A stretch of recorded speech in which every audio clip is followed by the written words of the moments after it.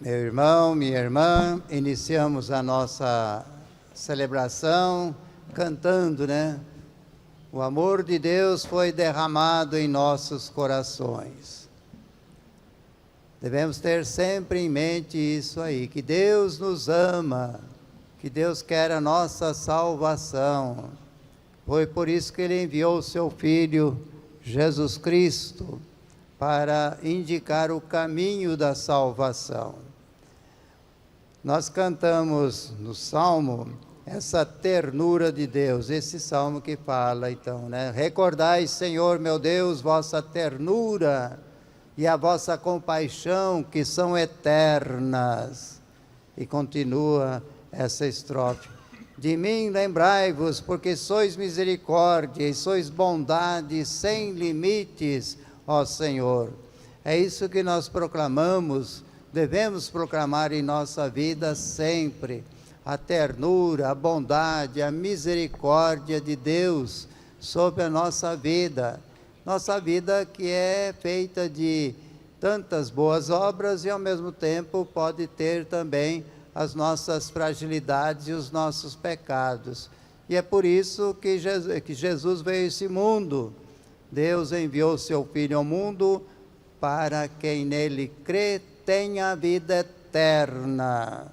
Então a vida, a salvação é que Deus espera de nós. Esse é o convite que Deus faz. Então fazer o bem, crer em Jesus Cristo é fazer o bem como Ele fez o bem nessa terra.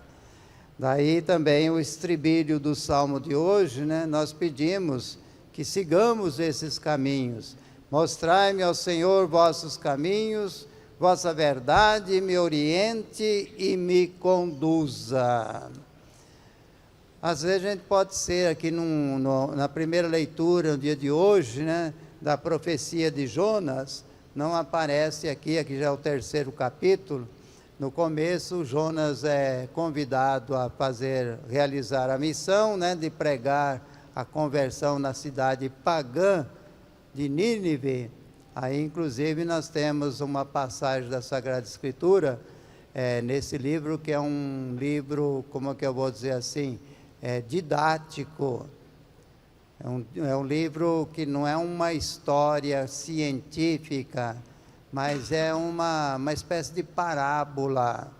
Mas aí aparece a verdade que nem sempre era entendida e compreendida e aceita pelos hebreus, judeus, né, israelenses, que Deus salva a todos, quer salvar a todos, porque muitos e muito tempo pensavam que a salvação era só para eles.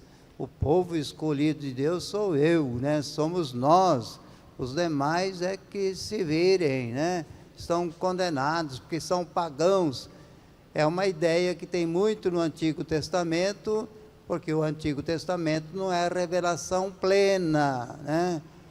Por isso que aparece tantas vezes lá castigo de Deus, guerras, que Deus está do lado, não sei do que. Deus não está lá do lado de guerra de ninguém. Deus quer a fraternidade dentre todas as pessoas. Isso foi Jesus que nos ensinou.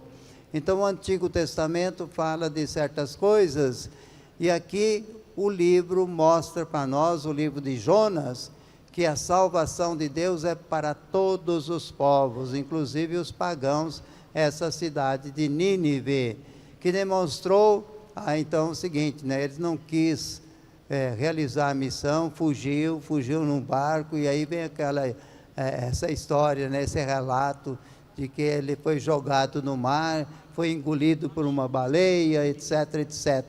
Mas depois aconteceu tanta coisa e ele se arrependeu e foi para Nínive, pregou, não acreditando muito, né? Tanto é que há uma passagem que fala assim, que ele, depois de pregar, ele sentou na sombra de uma árvore e ficou esperando a destruição de Nínive, né?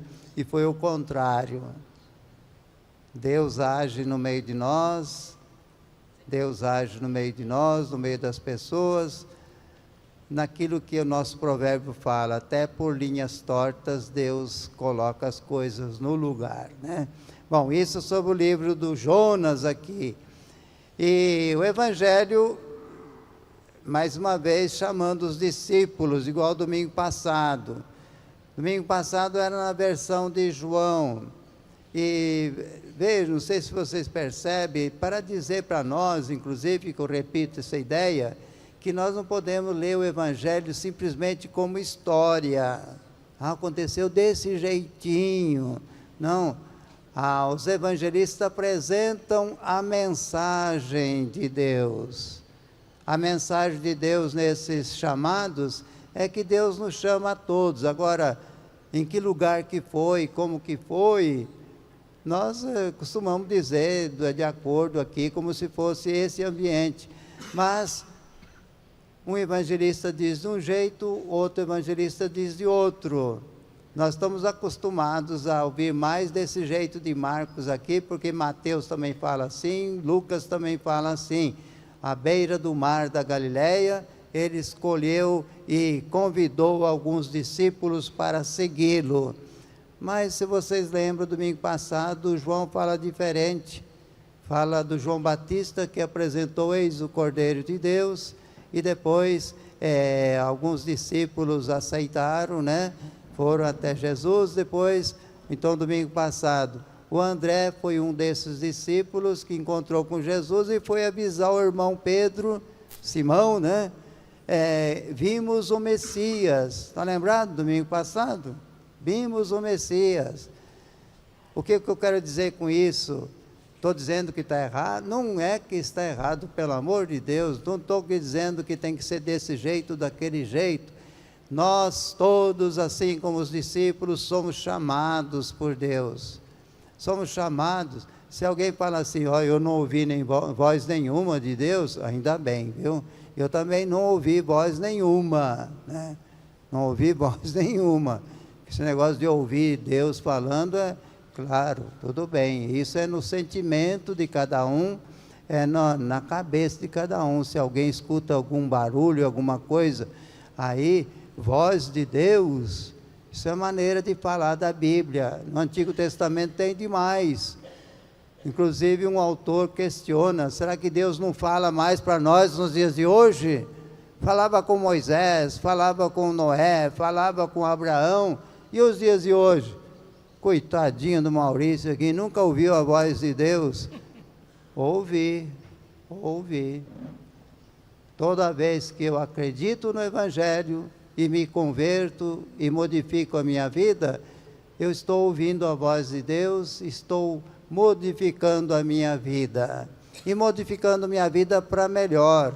E entender a Bíblia, no caso, né? Assim, por exemplo, a segunda leitura no dia de hoje, alguém pode ter ficado assim, que é isso, né? O que diz aqui?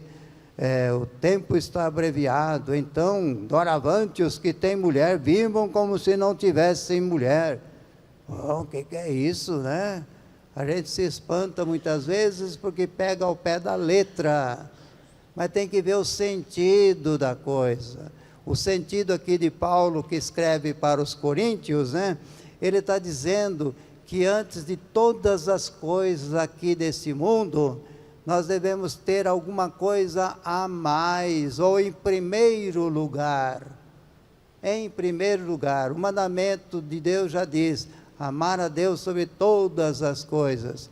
Então, claro que vai continuar amando a sua esposa, amando o seu esposo, não é questão de deixar de lado. No meio desse amor, acima de tudo, perceber que existe algo perene, quer dizer, algo que não morre, algo que fica para sempre. Eu tenho que pegar isso na minha vida e não ficar contente somente com as coisas desse mundo.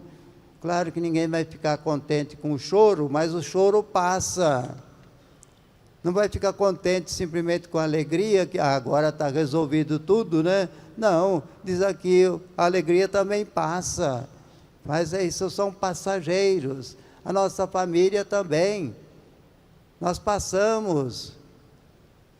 Quem se lembra, ninguém conheceu, né? Mas quem que se lembra do padre Wendel, a não ser da avenida que está aqui, mas foi um alemão que viveu aqui entre nós, no começo do século passado, né? O padre, lembra do padre, sim, padre Pelágio, lembra, mas já não encontra mais com ele. O que permanece é Deus, são os valores do Evangelho. Por isso que o apóstolo Paulo nos convida a dar uma direção para a nossa vida. Vamos jogar fora as nossas alegrias? Não, não é isso. Não vamos desprezar o esposo, a esposa, não, desprezar a família, longe disso, pelo contrário, vamos viver Deus em primeiro lugar, que a nossa família vai ser melhor com a minha vivência. Então procure na sua vida, procuremos nós seguir a voz de Deus, que é a nossa consciência, e acreditar naquilo que Jesus falou, né? O que Jesus falou? Logo no comecinho do Evangelho de Marcos, né? O tempo já se completou, quer dizer, tudo passou, agora chegou quem? Chegou o próprio Jesus. O reino de Deus está próximo, Jesus está presente, Ele está perto, está conosco. É Jesus a nossa salvação. Por isso, convertam-se e acreditem no Evangelho. Fazemos esse caminho com Maria, mãe de Jesus e nossa mãe.